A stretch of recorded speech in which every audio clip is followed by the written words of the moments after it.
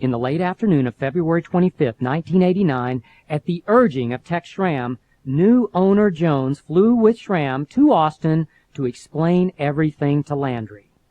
Landry had starred at the University of Texas and has a home on a golf course just outside town. Those who have studied the events leading up to February 25th know that Jones did not bungle the firing of Landry. Former owner H.R. Bum Bright purposely let Landry twist in the winds of change. Bright said that Landry never gave him the time of day, and he told Schramm to fire Landry after 3 straight losing seasons. But Schramm quietly gave Landry a 3-year contract instead, the last season worth $1 million. Although the sale of the team to Jones had been finalized only that morning, a done deal story had been aired 3 nights earlier by KXAS-TV in Dallas-Fort Worth, and Jones and Johnson had been photographed the night before at a Mexican restaurant in Dallas that they later learned was a favorite of Landry's. To thousands of Landry fans, it appeared that Jones and Johnson were celebrating Landry's demise at his favorite restaurant. Jones had stumbled into a PR disaster, and going to Landry with an assurance that the financial terms of his contract would be honored was Jones' attempt to do the right thing. Landry didn't appear to appreciate the gesture. To this day, he wants nothing to do with Jones. Without apparent remorse or reverence, Jones had come along and tossed God's coach out with the trash. He had torn down a religious institution known as America's Team, and the next season replaced it with a 1-15 team that might as well have been spray-painted Arkansas red and white. The '89 season ended with a loss to Green Bay, during which the stadium toilets froze. But Jones wouldn't quit telling anyone who would listen that the Cowboys soon would be back on top where they belong. He wouldn't quit shaking hands, doing interviews, admitting when he was wrong, promising to do it right, turning the other cheek. In 1989, Jones hired a PR coach, a woman who eventually was hired by other NFL teams to help players and coaches cope with the media. Jones learned to win the interview game of think fast. PR became Jones's strength. The criticism continued, but Jones didn't lash back or vow to make people eat their words. So, on July 19, 1992, in the shimmering heat along the St. Ed sideline, a mirage appeared. Could that really be God's quarterback, Roger Staubach, attending his first blue-white scrimmage in Austin? Surrounded by reporters, Staubach, who played for Landry from '69 through '79, delivered a powerful message. He said, "I've told Coach Landry it would be very wise to put the past behind him and move forward." The reference was to 2 official invitations in 1990 and 1991 sent by Jones offering to induct Landry into the Cowboy Ring of Honor. Landry, says Jones, ignored both. In large white letters, the names of 7 players who have been inducted, including Staubach's, ring the inner wall of Texas Stadium. Forgive and forget, Staubach was asking his old coach. Landry's cold shoulder had a profound effect on Jones. Was this the great Christian whom Jones had long revered? Did he consider Jones beneath him? Did he suspect that Jones was trying to use him for instant credibility? Or was he using Jones to maintain his new role as martyr? It was difficult for Jones to understand. The Tuesday morning after Staubach's visit, another mirage appeared on the St. Ed sideline. Could that be Al Davis laughing and talking with the owner of the Cowboys? In the Schramm-Landry days, Davis had openly despised the Cowboys' hypocritical, holier-than-thou image. And Schramm despised Davis back for breaking the owner's fraternal bond and moving his Raiders from Oakland to Los Angeles. Jones says Davis called him often during the '89 season just to say that Davis had been through some tough times and to keep his chin up. Now the two had agreed to let their teams scrimmage. From Davis, Jones was learning about coaching the coach. Davis's theory, as Jones understood it, was to let the key veteran holdouts sit safely at home, force the coaches to play backups and rookies, and develop depth. Let the vets get anxious to play. Let them start to think and soften their contractual demands. Give the stars a fair deal a week or so before the regular season starts. Johnson's eye-rolling response was, "Yeah, Jerry listens to whoever he wants to listen to. it's usually the last guy he talked to. The fallacy of Davis's holdout theory is that Al has always had older teams. I promise you, if we don't get our holdouts in until the regular season, we will not be as good a football team as we could have been. In the afternoon heat, the Cowboy Raider practices often degenerated into fights. Well, more like face mask yanking rolls in the grass. No blood, but lots of flailing. Cowboy coaches viewed the battles as a veteran team trying to maintain its physical and mental dominance over a young team it would play in a game that counted on October 25th. After the fourth practice against the Raiders, Wannstedt and Wise came off the field looking as if they might high-five. The Cowboys had kicked butt on both sides of the ball. That was a significant development for a staff that still doubted whether its team could play with the big boys. And on defense, they were still missing 4 unsigned starters: linebacker Ken Norton, end Tony Tolbert, linebacker Vincent Smith, and safety James Washington. One afternoon during the second week of camp, Jones, Wise, and several other coaches went for a 3-mile jog around Town Lake. Johnson fell in with Wise and made a suggestion about a move he wanted Wise to make. This is Johnson's version of coaching his coaches. Johnson rarely directly coaches a player during practice. During game weeks, Johnson doesn't follow a set schedule. He freelances, dropping in on assistants individually or in meetings to see what they have in mind for the next game plan. He mostly lets the coordinators plan the strategy and call the plays, although he occasionally overrules. But only occasionally. Mostly, Johnson handles the CEO decisions: when to go for it or to punt, when to play Aikman or Berline, when to replace starters permanently.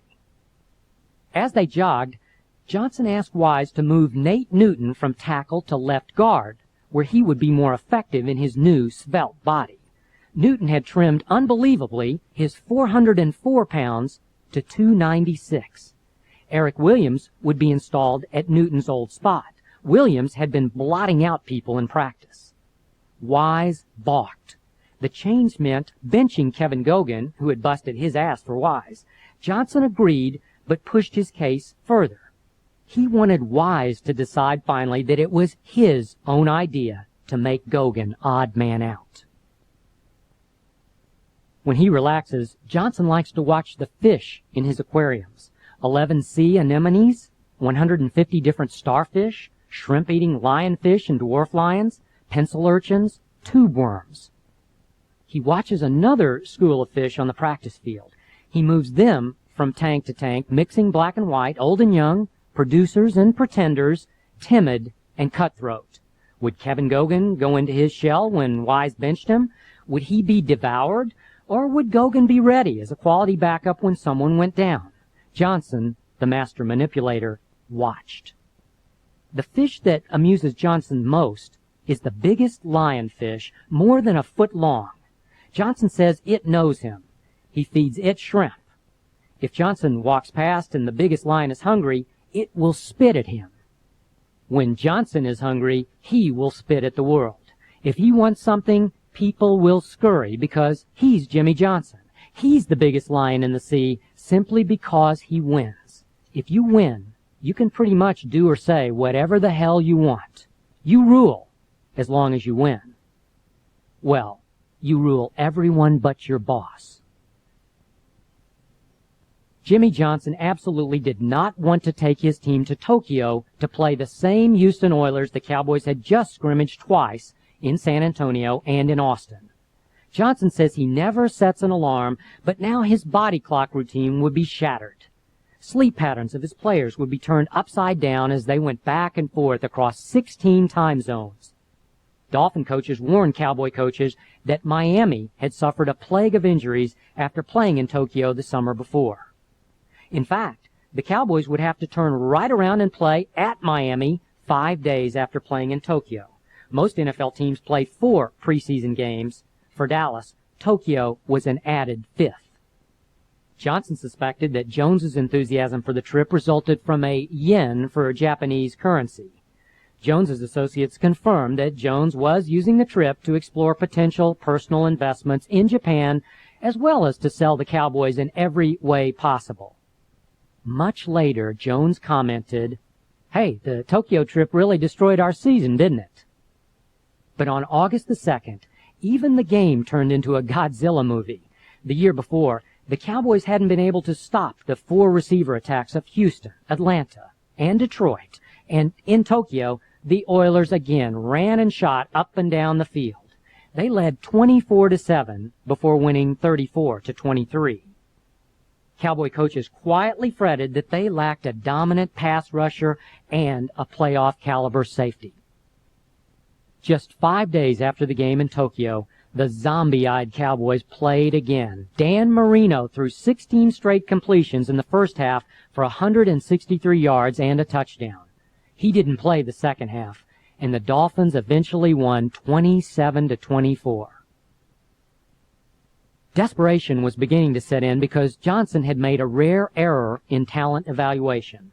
The day before the draft, Johnson had overestimated the potential of defensive lineman Chad Hennings, who had been released early from his Air Force commitment and had flown in for a quick workout. Even after 4 years away from football, Hennings was easy to overestimate. He had added 21 pounds to his 6'6" frame and had improved his time in the 40-yard dash and his weight in the bench press. He was the ultimate All-American boy. He was too good to be true. Johnson said later that Denver called on the Saturday before the draft wanting to trade for Hennings. Johnson told them he would commit an unnatural act in the streets of New York before he would trade Hennings. 2 weeks into camp, it became painfully clear to coaches that Hennings simply wasn't quick enough to be an NFL force at defensive end. They soon moved him inside to tackle and termed him a project with excellent potential. Meanwhile, Marino was an unhurried 16 of 17 for Miami. The Cowboys fell to 0-3 in exhibition games by losing at home to the Oilers 17-16. One by one, Johnson's defensive starters had signed, but reported with more bitterness than enthusiasm. His 2 best receivers, Michael Irvin and Jay Novacek, were still unsigned and were demanding trades through their agents.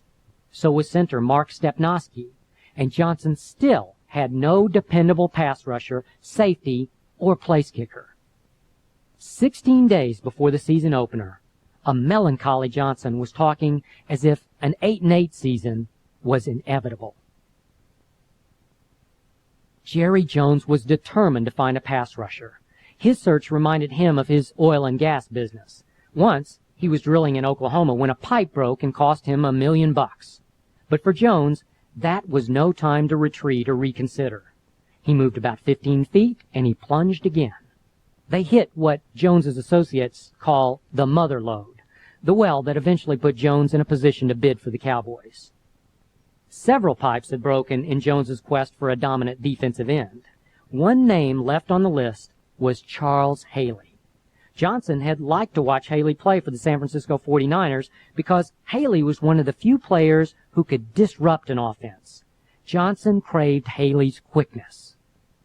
Several teams had inquired casually about Haley, but when Jones got hold of 49er President Carmen Policy, Jones wasn't just shopping, he was ready to buy. The JJ saw Haley as a Super Bowl catalyst.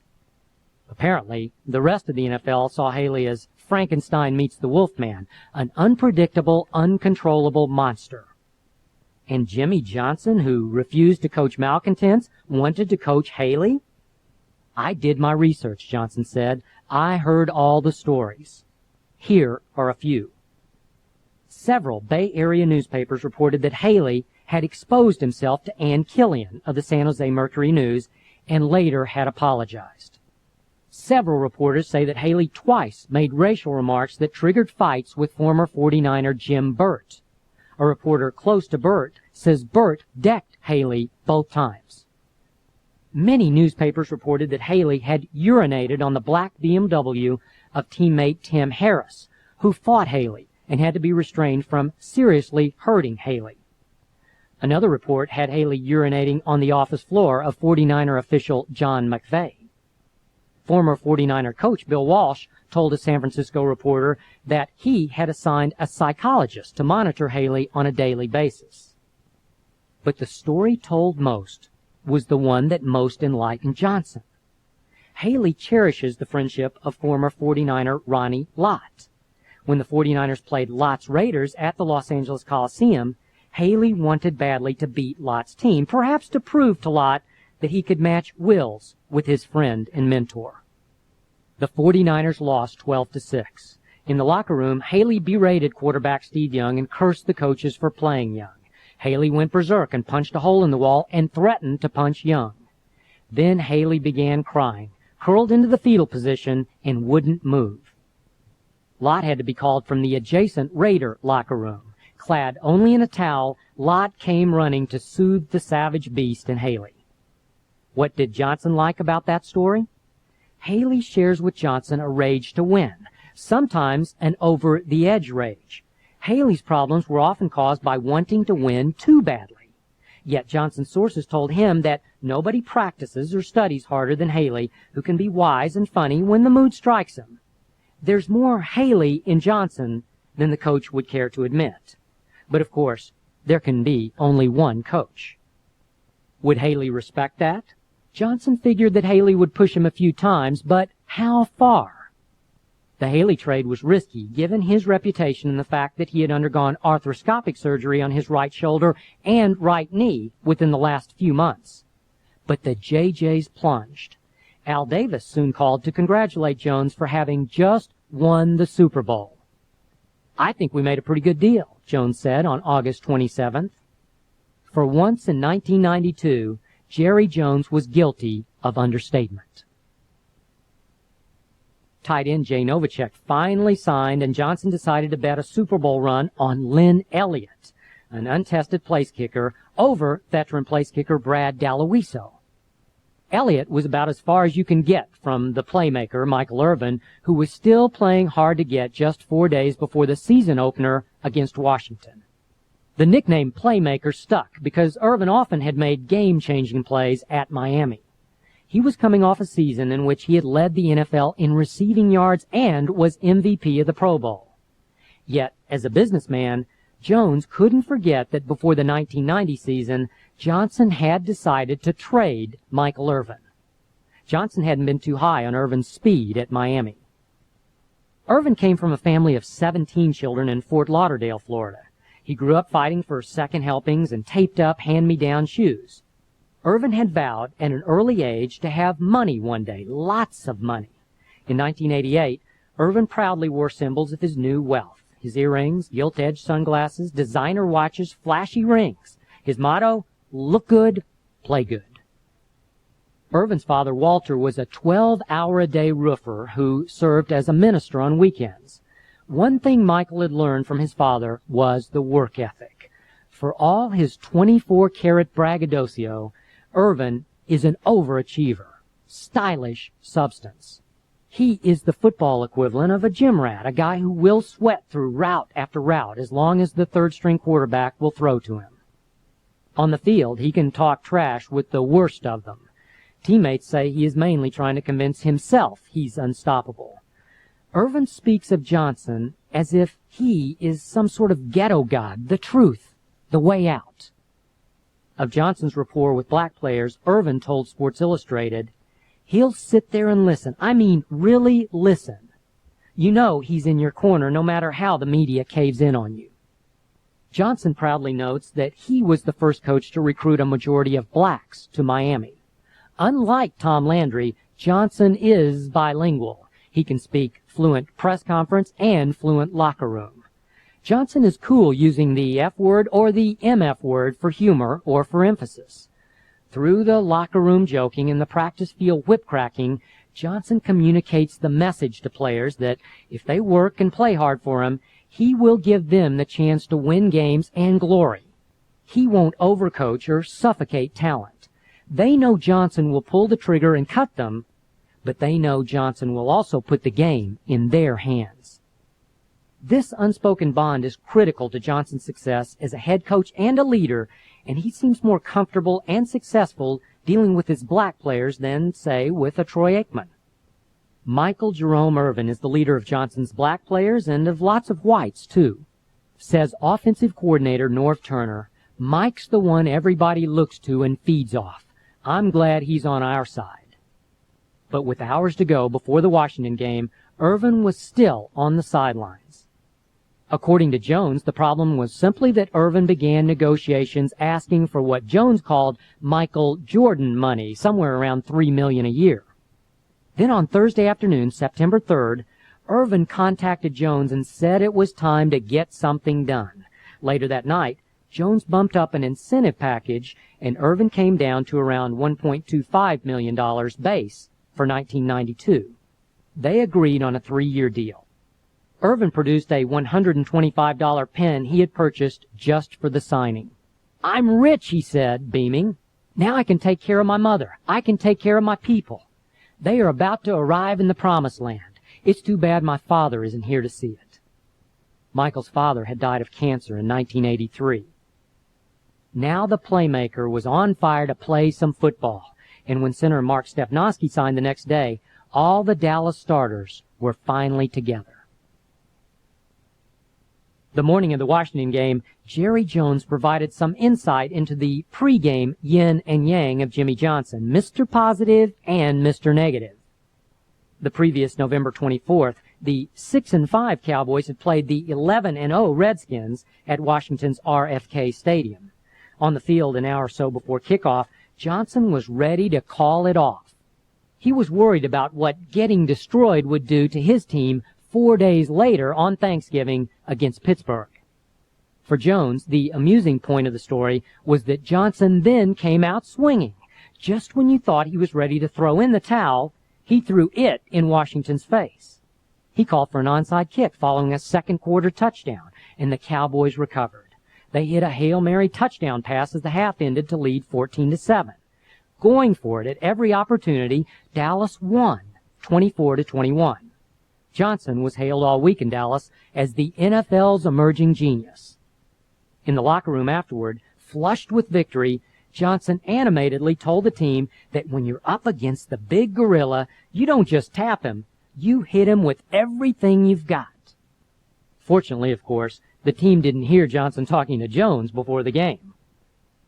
The new 1992 strategy for the Redskins was to blitz the shit out of them on the first play, said Jerry Jones, and that's exactly what happened. In fact, that max blitz set the tone for the entire season. On Washington's first offensive play from its own 20, 15 or 16 Cowboys seemed to be blitzing. Linebacker Vincent Smith blew through unblocked and sacked quarterback Mark Rippon for an 11-yard loss. It was a spectacular lightning storm on a hot, clear Texas night, and roofless Texas Stadium turned into an echo chamber. Johnson said he had never heard it that loud. This was not the sanctuary Washington coach Joe Gibbs had come to expect in the Landry days. These Cowboy fans seemed hell-bent to show the world that they no longer sat on their manicures. They made noise, damn it. Washington coaches and players said they were caught completely off guard. The offense couldn't hear Rippon's audibles or snap counts. The Redskins had 8 penalties for 80 yards. What detonated the noise?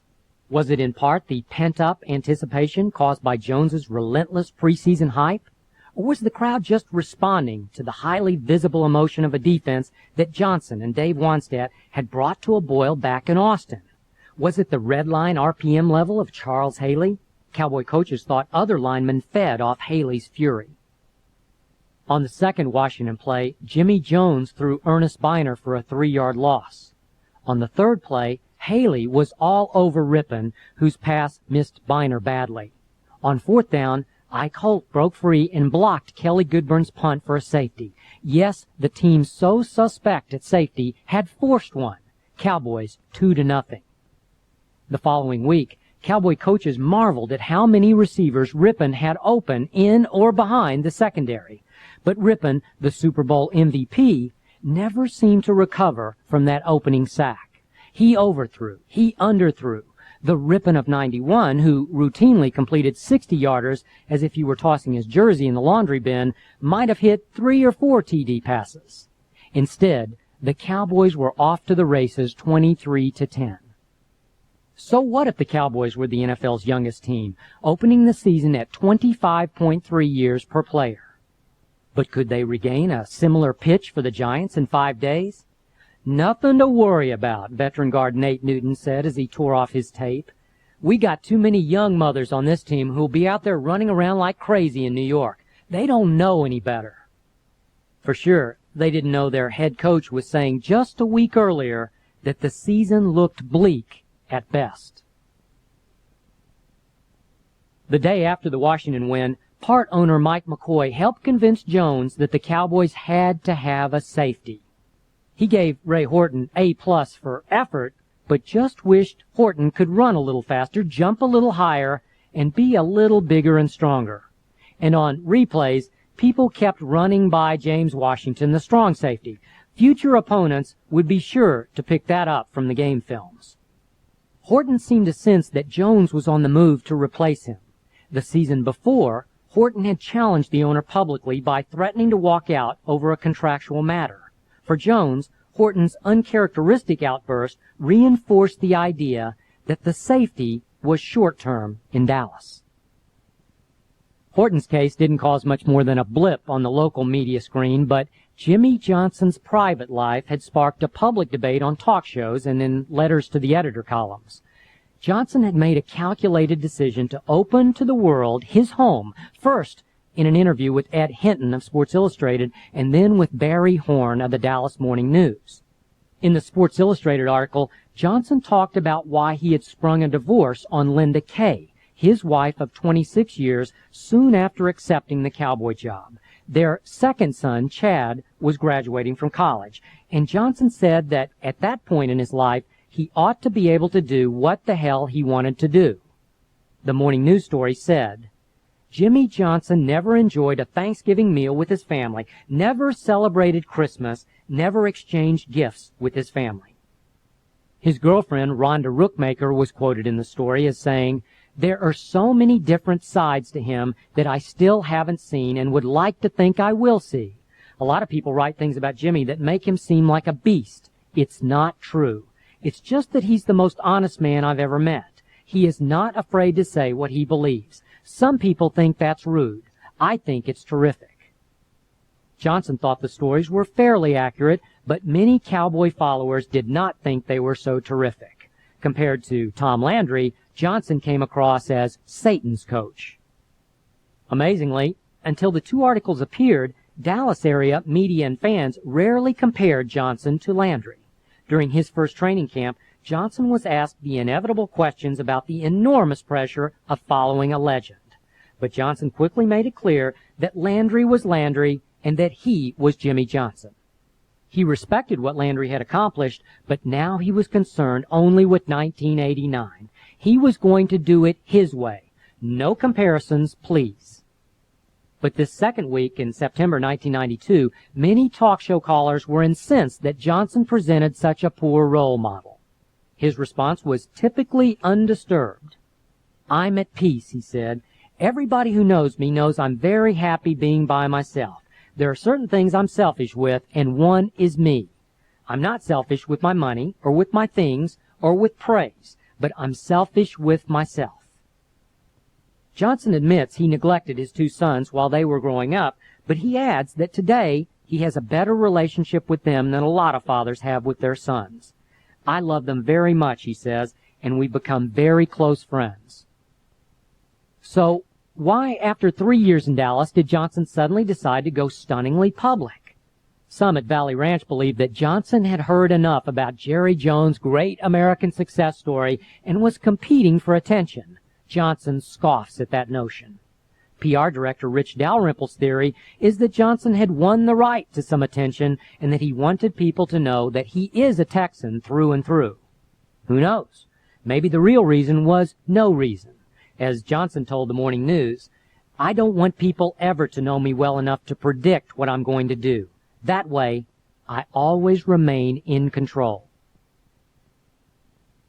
Back in the spring, Johnson had quietly said that the Giants would be the NFC East team that would slide slowly into the '92 sunset. Now he had the opportunity to hasten their demise. Word was that the Giants intended to use their power game against the Cowboys, who were not only the league's youngest team, but its lightest. That did not happen. What did happen, nobody would have predicted. The Cowboys were about to play a doubleheader in a football-only stadium on a perfect afternoon for baseball, 71 degrees and calm. As they had with the Redskins, the Cowboys attacked and overwhelmed the Giants. The halftime score was Dallas 27, Giants 0. On New York's second play of the second half, James Washington intercepted Phil Simms' pass. 3 plays later, Aikman hit Michael Irvin for a touchdown, 34-0. Then Dave Wannstedt backed off a little, calling more conservative zone defenses. Simms took the Giants 80 yards in 9 plays. Then the Giants went 80 yards in 12 plays and 62 yards in 8 plays. It was Dallas 34, New York 21. The Giants held on defense, and 5 plays later, it was 34-28. With 3 minutes and 42 seconds left, the Giants had the ball 1st and 10 at their 19 with a chance to make NFL history. One more touchdown, and they would pull off the league's biggest comeback ever. Throats were tight along the Dallas sideline. If the Giants had scored one more touchdown, they might have destroyed the young Cowboys' confidence and their season. But the point was that they did not. The Cowboy defense swarmed on the next 2 plays, gang-tackling receivers for gains of 1 and no yards. The Giants had to punt.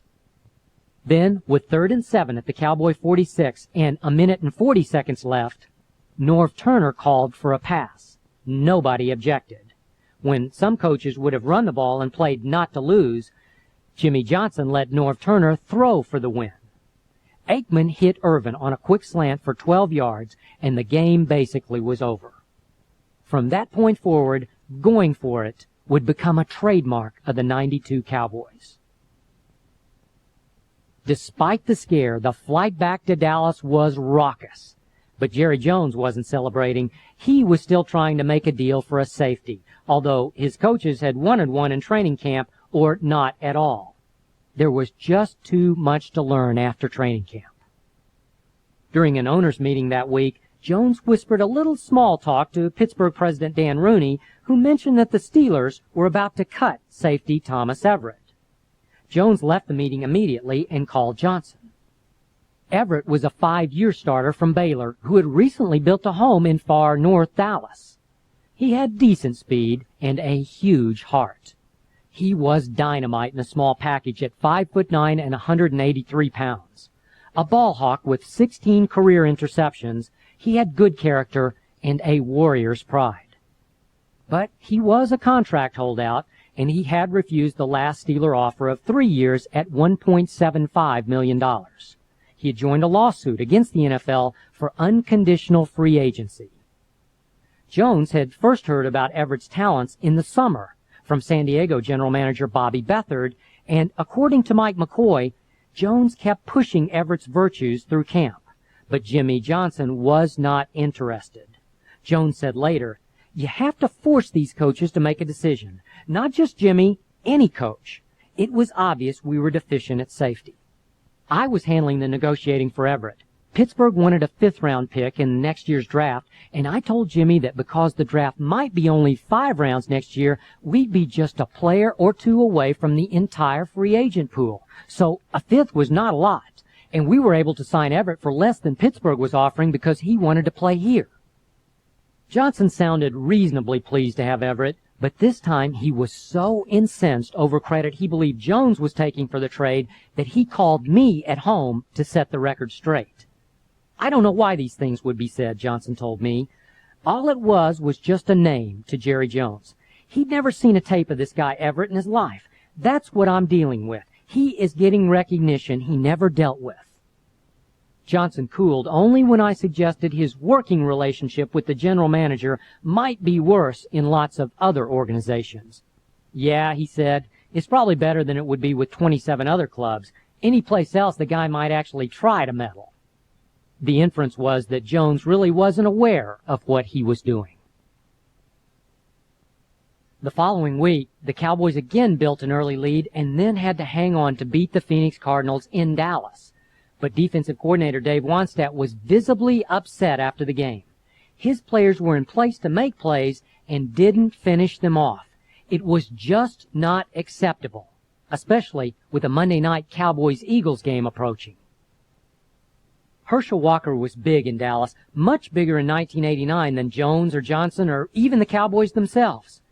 In his first 2 seasons in Dallas, in 86 and 87, Herschel had become a good Tony Dorsett, a superstar running back who said and did all the right things.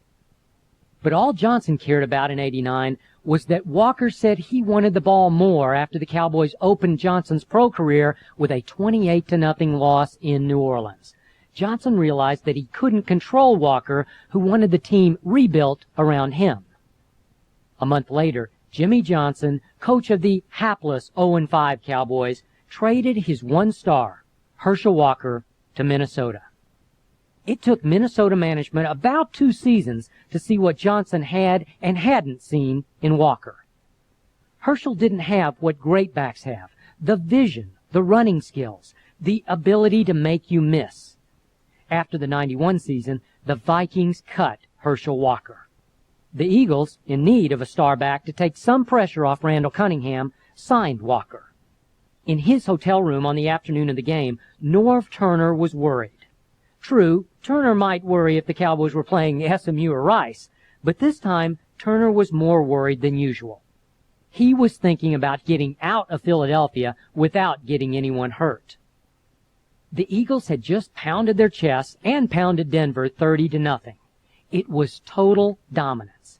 Denver had managed only 82 total yards. Quarterback John Elway was 8 of 18 for just 59 yards. The Eagles had only sacked him 3 times, but Elway had run around a lot just trying not to get killed. A year before at Texas Stadium, Turner had watched hopelessly as the Eagles sacked Troy Aikman 11 times and won 24-0. It had been men against boys. After his first game against the Eagles during his rookie year, Aikman had his knees, hands, right shoulder, and elbow x-rayed. Nothing was broken or torn then, but in a 1991 game at Veterans Stadium in Philadelphia, Aikman was driven into the turf by Eagle Clyde Simmons. His shoulder was separated. Turner didn't want to see Aikman carried off the field again, not in the 4th game of the season. But for all his trepidation, Turner tried something on the game's opening play that would haunt him the rest of the season. He had Aikman bootlegging to the right and looking for tight end Novacek, or even keeping it himself and running out of bounds after a nice game. Normally, this would be a reasonably low-risk call, but this was sold-out Veterans Stadium howling with rabid fans. At the snap, All-Pro defensive end Reggie White did not hold his ground looking for the run, as Turner anticipated. No, White exploded upfield right into Aikman's path. Jay Novacek was covered by Seth Joyner, so Aikman had to throw the ball away. Yet he was called for intentional grounding, and the vet became one big primal scream. Aikman wouldn't quite recover for the rest of the long, loud night. Emmitt Smith ran into a green wall for no gain, and on 3rd and 25 from the Cowboy 15, Aikman forced a throw over the middle to Kelvin Martin, who was covered. Nickelback John Booty cut underneath Martin and intercepted. 4 plays later, the Eagles led 7-0. One bad play, and the Eagles had gone into a feeding frenzy. Still, they led only 10-7 at the half, but in the 3rd quarter, Aikman, blitzed by Joyner, threw another interception. 8 plays later, it was Philly, 17-7.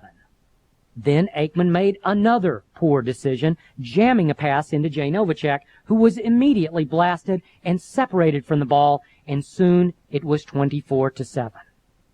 After that, it appeared that the Cowboy defense tackled half-heartedly, letting the Eagles have their night in the national spotlight 31-7. Herschel's revenge was 86 yards on 19 carries and 2 touchdowns. The flight back to Dallas was long, quiet, and dark, with the main cabin lights turned off. Some players slept. Many spoke quietly, replaying the game and sorting through their bruised emotions. Nate Newton, whose bullhorn voice and laugh can usually be heard all the way up into the cockpit, smoldered quietly until the plane touched down in Dallas at 3:40 a.m. Then, in a bass growl that grew louder and louder, he said to the 6 or 8 rows of reporters just ahead of him, "All right, media, what kind of stuff you going to write tomorrow? I told you so? Is that what you're going to say? You're going to hop right off the bandwagon. But you're going to be right back on it next Sunday. I can promise you that."